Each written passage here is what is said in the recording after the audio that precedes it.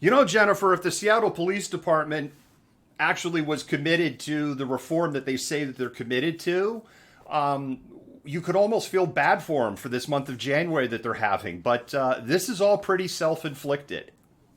Yeah, absolutely. And boy, I thought I was having a rough January. SPD, yeah, yeah. So 2021 is looking too pretty. all of this is in the first 18 days of Yep. of January. All of this. And really, all of this is from January 4 because January 1 was New Year's, 2 and 3 was the weekend. Mm-hmm. So all of this Yep. is literally in 2 weeks. First of all, we Yep. had Mike Solan retweets of Andy No. We've already discussed all of that. There's been calls for his resignation.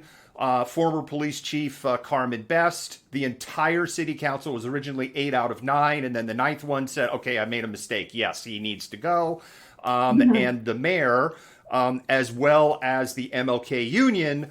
Of course, the MLK union, I think I'm calling that, I don't think it's MLK union. It's quite something, I might be getting a little wrong. 100,000 represents 100,000 union workers in Seattle. They kicked them out, clicked the Seattle Police Department out. But that was after years and years and years of pressure to take that action in the first place. Mike Solan is dug in deeper than a tick and a dog in Alabama, saying he's not going to budge. So we have that. Got 2 police officers, we covered that also, who are suspended with pay as the city of Seattle Police Department tries to figure out an OPA if they had any involvement in the insurrection on January 6th. I think it is worth noting they were turned in by fellow officers, which to me is already a blinking red light that there has to be something a little bit more than, hey, we're chilling at the Washington Monument in support of Trump. Yep. OPA released a whole bunch of stuff on Friday afternoon. Now, as somebody who's been in marketing for 20 years, when you have bad news that you don't want to get a lot of information out, you release that bad news on Friday afternoon, especially on the news cycle we're having. So by the time you get to Monday, that news has kind of died in the news cycle. But let's go through this. OPA found that an officer improperly deployed a blast ball that struck a woman in the chest on June 7th. Very high-profile incident. That woman almost died. She had to be resuscitated 3 times. She is permanently disabled and is suing the city of Seattle right now and probably just got rocket fuel for her lawsuit in this finding that, throwing a flashbang grenade directly at a peaceful protester so that when it strikes them, it explodes is not the right way to use a flashbang grenade. Yeah, because I'm sure they were unaware of that too. Yeah, I mean, the more you read down this list, the worse it actually gets. And I didn't know that that was possible. Yes.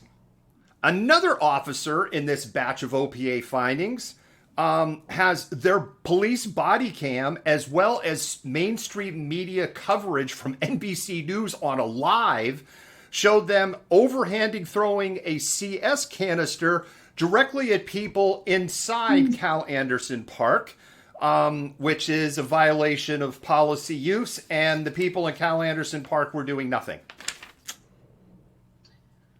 Oh, man. Again, just keeps getting worse. Let's see. Next one out of this OPA. It's Friday night. Got some bad news. Let's just kind of slide this under the rug. Hope it doesn't get covered.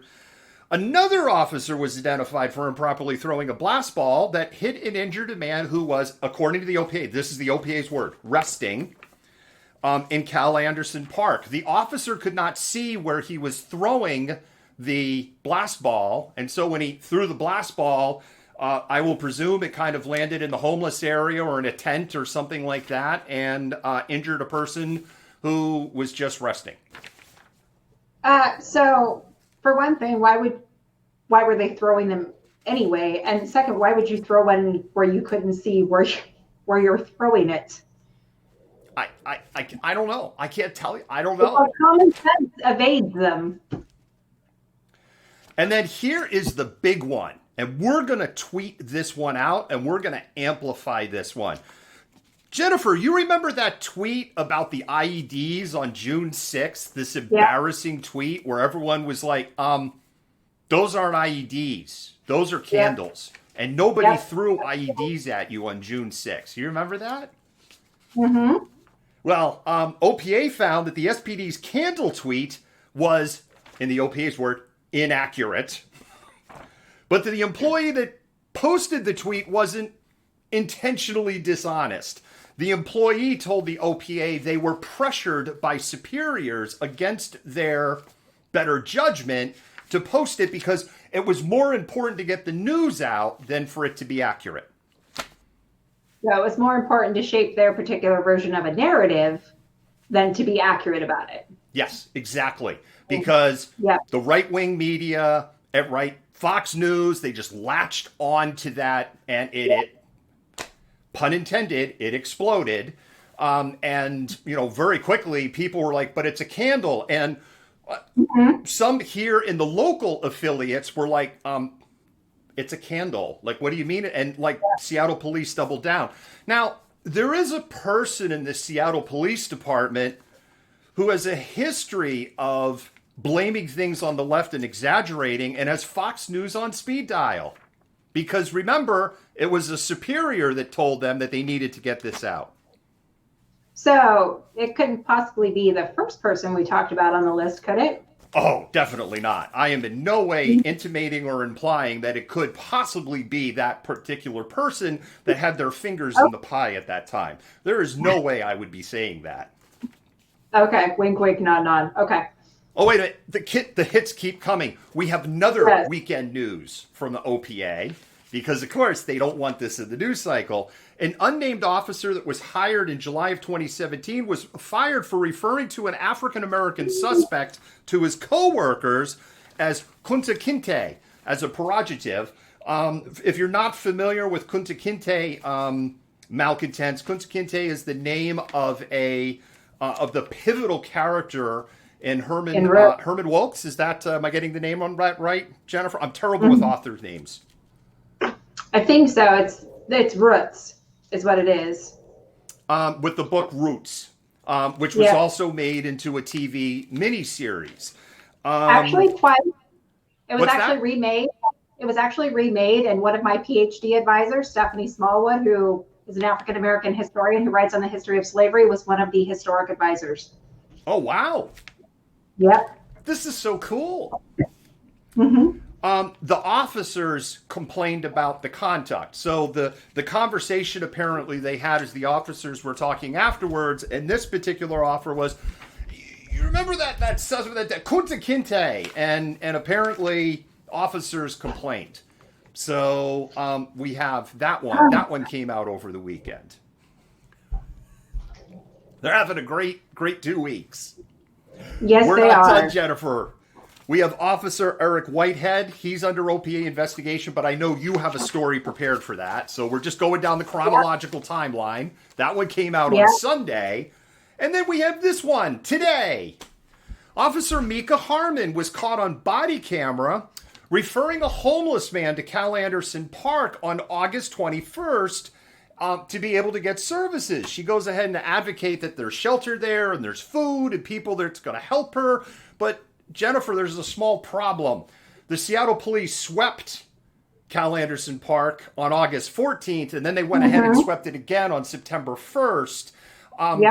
And so they were just like, go there.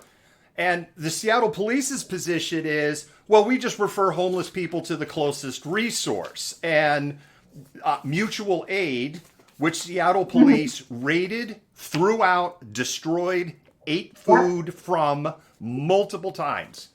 And they're sending homeless people there.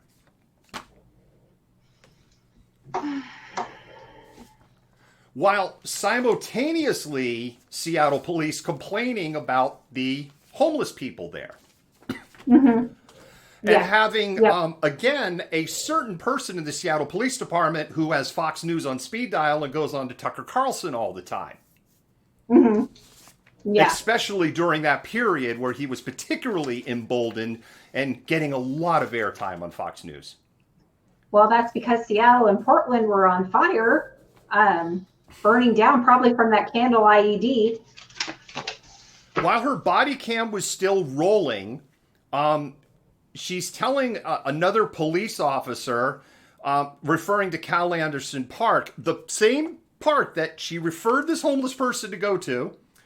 This should be fucking impounded. It's such bullshit. Like, if we start putting the hammer down on these fucks, and then she kind of drifts off and goes, yeah, so this is the park. Again, referring to Cal Anderson Park. Officer Mika Harmon, she was named in the Seattle Times article. We would have named somebody otherwise, is under investigation with the OPA. Yeah. I mean, it's almost like SPD has a real problem with their officers, huh? Didn't hit the camera on either one of those. Now, Jennifer, there's another thing that I want to point out here, which is here's that Seattle Times story. Body cam footage captures Seattle officers directing homeless person to Cal Anderson Park for services, which, again, the police knew that they were getting ready to go in and sweep that park. But here at Malcontent News, we already knew that Seattle police was doing that. And we actually reported that all the way back on June 22nd. And Jennifer, I got roasted by people like Safe Seattle and those groups for making it up and lying. The Seattle Police Department has been actively rounding up some of the most troubled souls afflicted by drug addiction, alcoholism, and chronic homelessness and dropping them off at CHOP. And one of the things that I close with is I appeal to the organizers to dissolve the homeless encampment within CHOP and not allow SPD to make society's failure CHOP's failure. I mean, am I some criminal mastermind? Like, how can I... Like, nobody else could see this? Well, you did create COVID. So, I mean, I am a little bit concerned that you may be a criminal mastermind. I also got, with the exception of Georgia, because I'll have to check with my people on what we did there. Okay. Did you do a lot of, like, Antifa-ing? Vote extra time? This show is brought to you by Soup. Soup for your family. Yeah. By the way, Malcontents, this is how you know that Antifa was not responsible for the insurrection. There were no cans of soup for the family. There was no aerodynamic bumblebee tuna. And there weren't pallets of bricks waiting inside of the Capitol building. Yes. And as many people have also pointed out, if Antifa was there, there would have been like mutual aid, all kinds of resources for people. None of that was there. Anyway, Seattle Police Department is off to a banner start to 2021, and they are losing their shit over at Safe Seattle in the last 48 hours. And on that happy note, Malcontents, we're going to do a little brief pause for the cause and thank our patrons.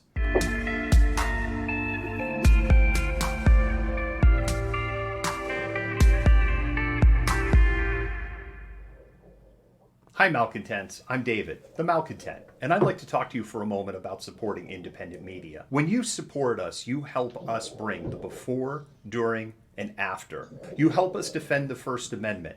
You help us amplify BIPOC and LGBTQIA voices, and you help us hold leaderships at a local, state, and federal level accountable. None of this would be possible without support by viewers just like you. When you become a patron for as little as $5 a month, you help buy technology, safety equipment, and help cover travel expenses so that we can continue to bring you news that you trust. If you can't become a patron, you can do a one-time donation on Venmo, and your dollars will go to the exact same causes. With your continued support, we can continue to amplify BIPOC and LGBTQIA voices while showing the truth on what is happening in the world around us. Once again, thank you.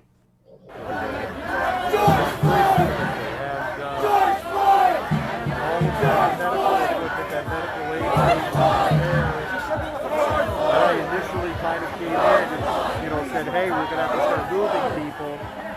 And then a couple other people came in and were like...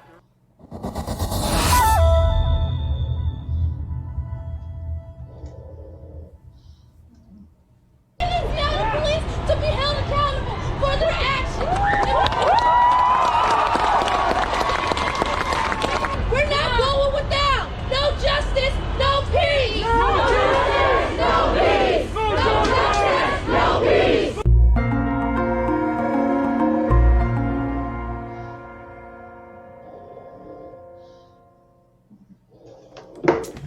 If you're a patron, you are going to get Can You Hear Us, our documentary from June 1 to July 4th, this upcoming Monday, a week from today. Our patrons get early access to Can You Hear Us? And then general access will be at the end of February. So if you'd like to get access, and that's at any level. If you want to become a patron, it's real simple. You can go to, here, we'll split screen. It'll be right up there. You can go to patron.com and look for the Malcontent. For as little as $5 a month, you can help support independent media. If you can't or don't want to, you can go to Venmo, put a couple of dollars in the tip jar, so to speak. Every little bit helps. And I know that I'm excited to get that documentary out. And it is tied to a larger project, but can't talk too much more about that.